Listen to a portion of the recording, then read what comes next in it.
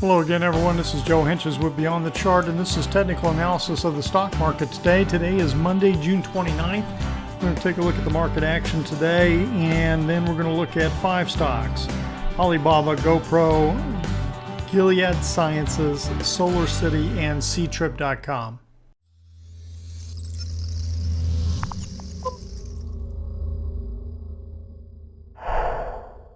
Okay, we're going to start off here. Let's go back. I want to start off with the Dow. I usually do.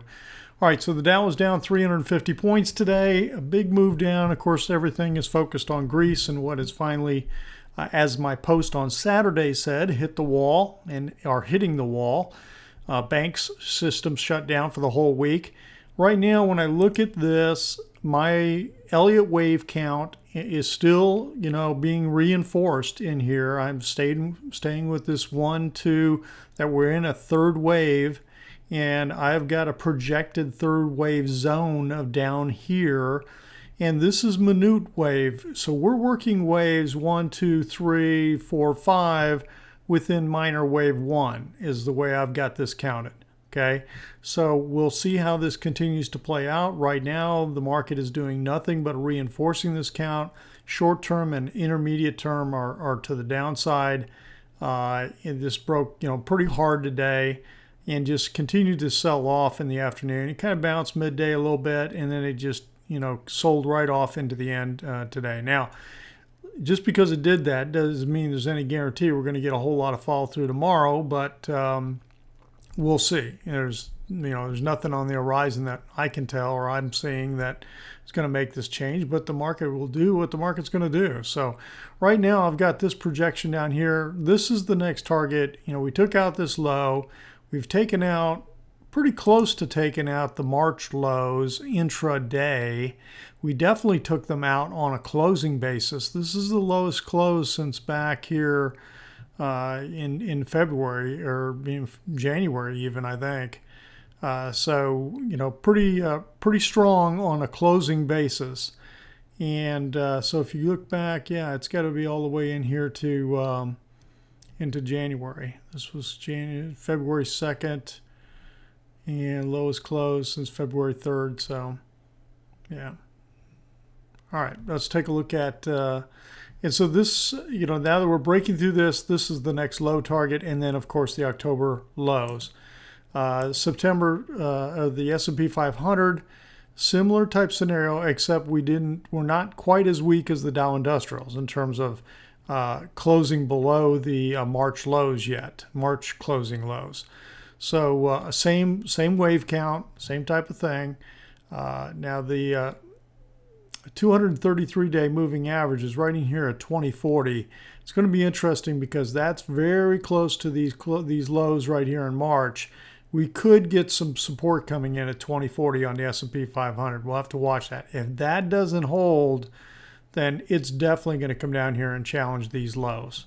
Okay, so that's 2040 on the S&P 500. We're right in here right now, almost to the 233 on the Dow. And again, we'll see whether or not we get any support there. The NASDAQ, remember this this breakout that I talked about, how we thought we had like an ascending triangle and it looked like a breakout, and then it pulls back down. And then I talked about this on Saturday saying, sometimes it'll pull back into that triangle and then go again. Well, now it's failed, okay, because it's broken the lower trend line of this triangle, and this is a failure in my book. So that's very, very negative. And I think this is going to do nothing but, start to roll over. New York Composite, same type thing. I've drawn the wedge back in here because that's the best picture that I have for the way this is ending on the New York Composite. Closing basis, you look at where this closed. Again, it's not closing below the March lows like the Dow is. So it's a little closer to the S&P 500 price action. The Russell 2000, this also was, fairly negative. I looked at this, and this is my target. I've got this circle down here, but see how this broke down. So we were getting really last week. Everybody's like, oh, Russell 2000 is breaking out to new highs, closing at all-time highs. Then we break, and within just a couple of days, we not only break back down, we don't get any support in here at this previous high or closing area, and then we break this trend line today. So that looks pretty negative to me also. So we'll have to see how far this starts to break, how quickly really is the real question. So the trend 2.11 negative, because it was pretty negative on the selling today, and we'll get into that in just a second. You can see how the 10-day exponential is moving up. The 10 days 1.3, but not at an extreme. The VIX, we broke this trend line solidly, substantially, just smashed it on the open, and look at this move. Okay, I talked about this. I thought it was going to go here, pulled down, and we pulled back up. And I mentioned on Saturday again that we had four tests in here, created this trend line with 4 points, and then I knew that when this finally broke, it was going to be pretty strong, and that's the kind of move we got today. And this kind of move and this kind of action where it jumped up here to hit 19.5 during intraday, that reminds me a lot of this move in December and this move in October. So you just don't know how far this is going to spike and how quickly things are going to change. The next one is the high-low, and 319 more new lows, 52-week new lows than new highs on the New York Stock Exchange today. So pretty big hit, dropping all the way down here. Now we're not at the extreme, which is in my book minus 500.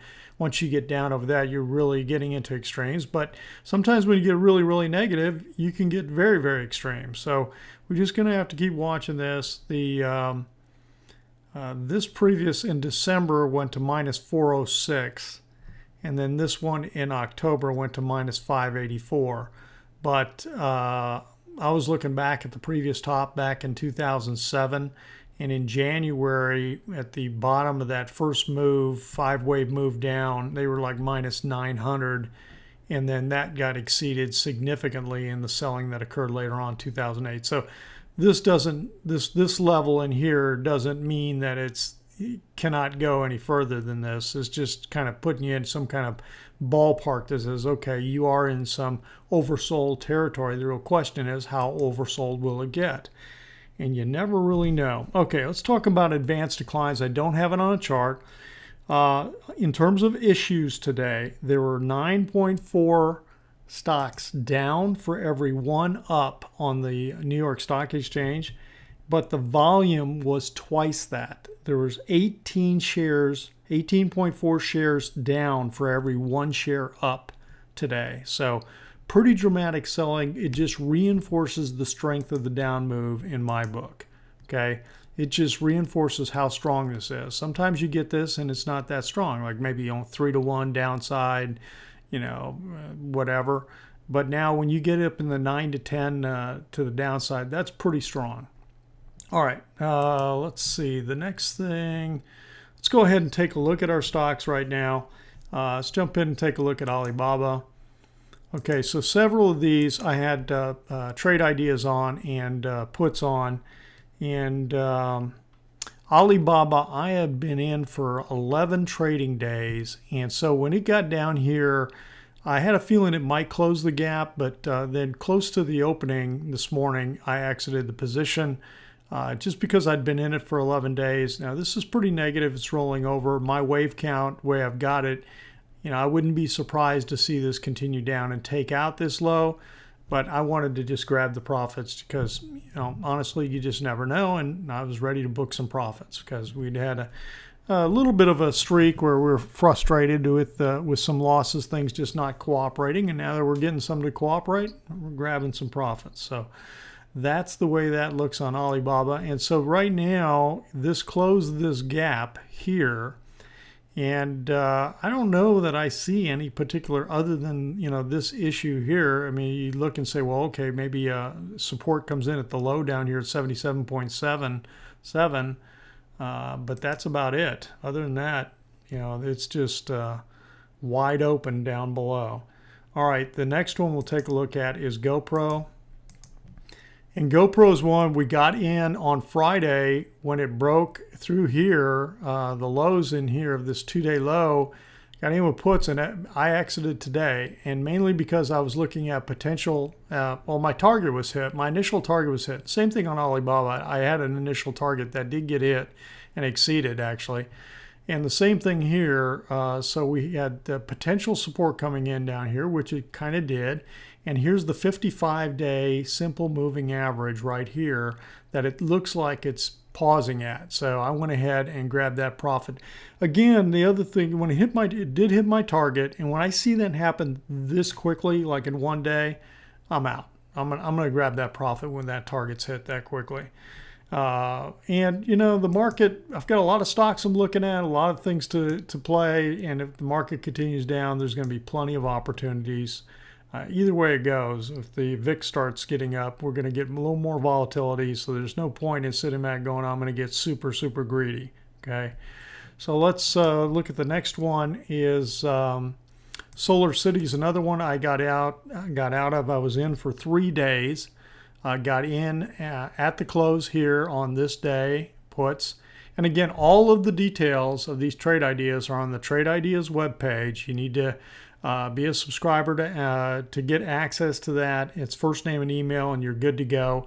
I put all the details out there when I talk about a trade idea, you know, before I get into it and what I'm looking at. And again, you don't have to play the options. I mean, I put it out there in terms of playing with options, but you definitely can play the trade ideas the same thing with stock. I mean, it's no different. I'm analyzing the stock and executing with options. So it is totally, you know, again, this is meant to be educational. So SolarCity. So in 3 days, up 87%. And by the way, Alibaba was a double, 100%. GoPro was 66% return on the options, and SolarCity 87%. So you know, nice trade again. Now here was the thing about SolarCity. This looked negative, but you know, you had this 55-day rising like this, and it just broke above the 233. And you know, I was thinking we were going to get a move down just because of the price action in here, but you just never any guarantee. Now we broke this trend line, so that was negative, but here's what I spotted. I spotted potential support coming in here, and then I looked at these previous right in here, and I created a dotted line. I said, okay, here's a support zone that could come in.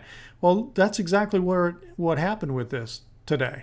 You know, it got to the low. I thought actually at one point it might later on in the afternoon that it was going to break on down through this, and then it sold back up. So it definitely got support, came in this support zone. So I identified that correctly. And that's what, when I saw that and it came down into this, I was like, okay, I'm getting out. I'm grabbing the profits. So I did. And that's what we got. Now, the other one that we are in right now, and I have not exited, I'm staying in, is Gilead Sciences. Now this one, the trends, you know, we got in right up here at the close on this day. It looked like a reversal bar, looked like a specific setup that I have, and played it. It's working out very nicely so far. I do have a target in here that's not too far away. This looks like support zone to me, like a support area right in here because of this congestion right in here, consolidation, trading activity.